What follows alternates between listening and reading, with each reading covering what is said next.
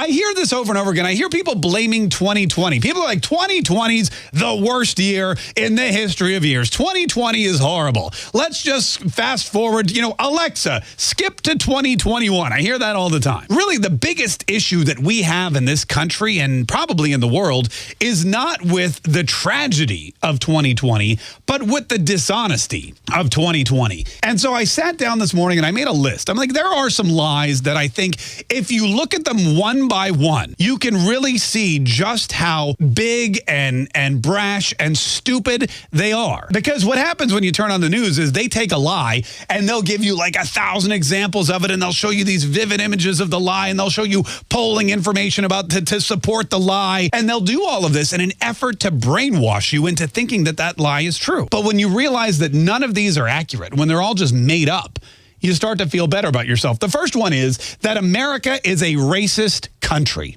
That's the biggest lie of 2020. America is a racist country. We've been fighting racism in this country since its inception. Half of the founding fathers wanted to abolish slavery from the get-go. Before the country was even born, the debate about whether or not slavery should be allowed in this country was hotly contested. And there were white men, old white men, founding fathers, that were saying absolutely not. 12 years ago, we elected a black president. 4 years later, we re-elected him. And he was running against probably the whitest guy that ever lived, Mitt Romney. I mean, he's from Utah, for crying out loud. You don't get any whiter than Utah. So 12 years ago, we elect a black man. 4 years later, we elect him again. Yet now, all of a sudden, 3 years after that, we've reverted into this bastion of racism. The second big lie. Cops are bad. Police who are sworn to serve and sworn to protect, they put their lives on the line, many of whom are also black, are part of a system that is attacked as systematically racist. And we know that that's not the case, because for the majority of Americans, black, white, Hispanic,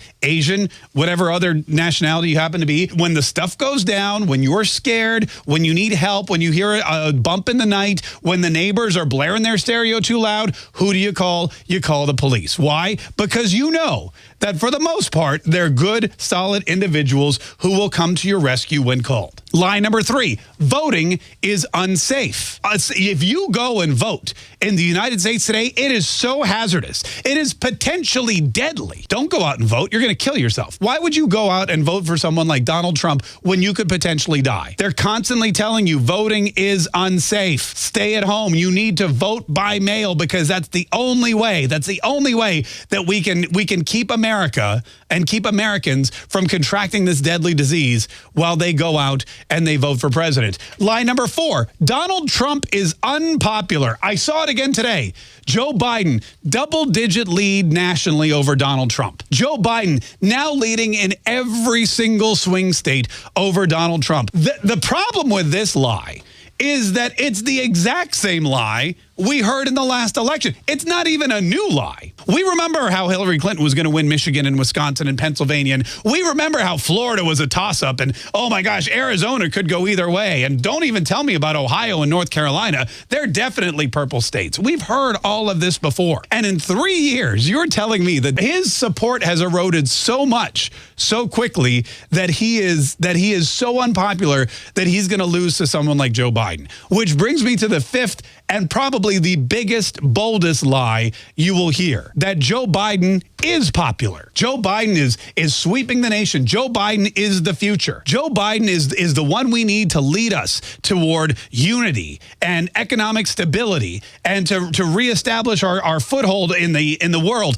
as a leading world power. I don't even know how anyone could say this with a straight face. Joe Biden, who hasn't left his house in 85 days. Joe Biden, who hasn't campaigned in 85 days. Joe Biden, who only got 53% of the vote in an uncontested election in Kentucky. This is the guy who's so popular that he's going to beat Donald Trump. This is the guy that Americans are going to be rushing to the polls, or I'm sorry, rushing to fill out their mail-in ballot for. I mean, when you watch the news, when you watch Twitter, when you see all of this and you see it like when they're all massed together, yeah, they seem to start to hold water. But when you separate them, when you break them down to the core, and when you examine them one by one by one, it's clear that the reason for all of the misery and all of the anger and all of the animosity that everyone's feeling in 2020, it has nothing to do with coronavirus, racial injustice, statues, murder hornets, dust clouds. It has nothing to do with any of that. It has everything to do with blatant dishonesty.